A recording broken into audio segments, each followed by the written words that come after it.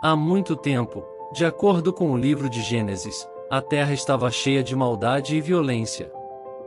A humanidade se afastara dos ensinamentos de Deus, e as pessoas se corromperam, entregando-se a comportamentos cruéis, egoístas e injustos. A terra estava poluída pelo pecado, e isso trouxe grande tristeza ao coração de Deus, que lamentou o caminho que suas criaturas tinham escolhido. Mas em meio a essa escuridão e corrupção, havia um homem que se mantinha fiel a Deus, Noé. Noé era um homem íntegro e justo, que vivia de acordo com os princípios divinos. Ele e sua família, sua esposa, seus 3 filhos, Sem, Cã e Jafé, e as esposas de seus filhos, eram os únicos que seguiam o caminho da justiça, em contraste com o resto da humanidade. Deus olhou para Noé e, vendo sua bondade e fidelidade, decidiu poupá-lo da destruição que traria sobre a terra. Assim, Deus se comunicou com Noé e revelou seu plano, e ele iria purificar a terra, enviando um grande dilúvio para destruir toda a vida corrompida, mas daria a Noé a tarefa de construir uma arca para preservar a vida e, com ela, a possibilidade de um novo começo. Deus deu instruções muito detalhadas a Noé sobre como construir a arca. A embarcação seria feita de madeira de cipreste e teria 3 andares, medindo aproximadamente 135 metros de comprimento, 22 metros de largura e 13 metros de altura, com compartimentos para abrigar a família de Noé e uma grande variedade de animais. Deus instruiu Noé a revestir a arca com betume, por dentro e por fora, para torná-la completamente impermeável. A estrutura precisava ser sólida e segura para enfrentar as águas do dilúvio, que cobririam toda a superfície da terra. A tarefa que Deus dera a Noé não era fácil e exigiria muitos anos de trabalho árduo. Noé começou a construir a arca, mesmo sabendo que isso atrairia a zombaria e o desprezo das pessoas ao seu redor. Durante todo o tempo, ele seguiu fielmente as instruções divinas e perseverou em seu trabalho, demonstrando sua total confiança na palavra de Deus. Ele também continuou a ensinar e advertir as pessoas, tentando fazê-las perceber seus caminhos errados e o perigo iminente, mas ninguém deu ouvidos a seus avisos. Finalmente, após muitos anos de trabalho incansável, a arca ficou pronta. Deus então instruiu Noé a reunir pares de todos os animais da terra, macho e fêmea, para preservar suas espécies após o dilúvio. Para os animais limpos, considerados apropriados para sacrifícios segundo a tradição, Deus ordenou que Noé trouxesse 7 pares de cada, enquanto para os impuros foi um par de cada espécie. A arca foi preenchida com todos os tipos de criaturas, aves, animais selvagens, répteis e insetos, cada um encontrando seu lugar na embarcação.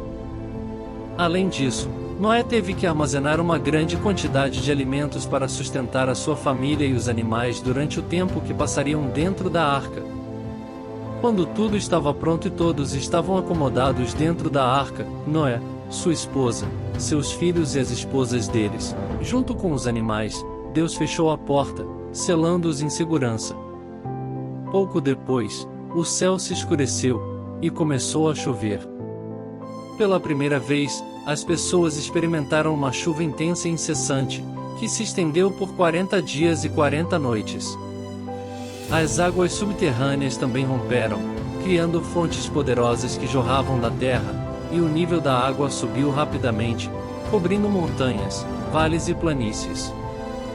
O dilúvio era tão violento e profundo que tudo o que vivia fora da arca foi varrido pelas águas.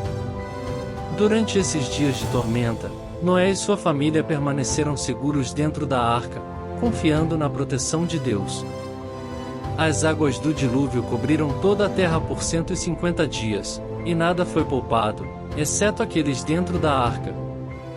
Finalmente, Deus lembrou-se de Noé e das criaturas que estavam com ele e enviou um vento para fazer as águas começarem a baixar.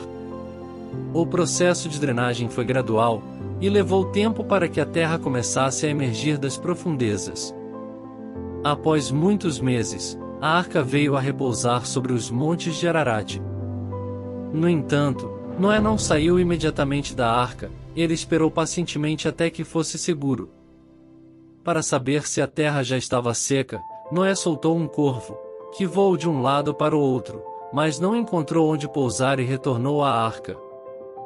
Depois, Noé soltou uma pomba, mas ela também voltou, pois as águas ainda não haviam abaixado o suficiente para permitir um pouso seguro. Após uma semana, Noé soltou a pomba novamente, e desta vez ela voltou com uma folha de oliveira fresca em seu bico, um sinal de que as águas estavam recuando e que a vegetação estava começando a brotar.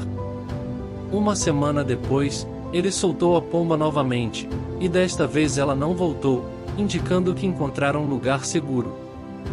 Com a confirmação de que a terra estava seca, Deus finalmente disse a Noé para sair da arca. Cheio de gratidão, Noé, sua família e todos os animais deixaram a arca e pisaram em um mundo renovado.